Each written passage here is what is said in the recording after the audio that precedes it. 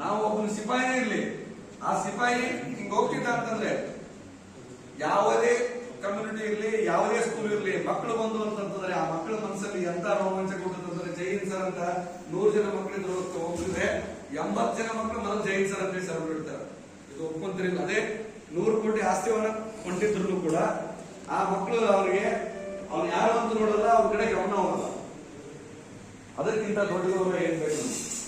ಅದಕ್ಕಾಗಿ ದಯವಿಟ್ಟು ನಿಮ್ಮೆಲ್ಲರನ್ನು ರಿಕ್ವೆಸ್ಟ್ ಮಾಡ್ಕೊಂತೀನಿ, ಯಾವುದೇ ತಾರತಮ್ಯ ನಮ್ಮ ಯಾದಗಿರಿ ಜಿಲ್ಲೆಯಲ್ಲಿ ಆಗ್ಲಿಕ್ಕೆ ಸಾಧ್ಯ ಇಲ್ಲ. ಸೈನಿಕ ಸಂಘಟನೆಯಲ್ಲಿ ನಿಮ್ ಯಾವ ಪಾಯಿಂಟ್ ಅಲ್ಲಿ ಇದೇನಂತಂದ್ರೆ ಎಕ್ಸ್ಪೆಷಲಿ ನಮ್ಮ ಅರಸೇನಾ ಪಡೆಯ ಸಹೋದರರಿಗೆ ಹೇಳ್ತೀನಿ, ಎಲ್ಲಿವರೆಗೆ ನಮ್ಮ ಹಿರಿಯರ ಮಾರ್ಗದರ್ಶನದ ಪ್ರಕಾರ ನಾವೇನಿದ್ದೀವಿ 110% BSF, CSF, CRPF ನೀವು ಅಂತೂ ಒಬ್ಬರ ಬಾಯಿಂದ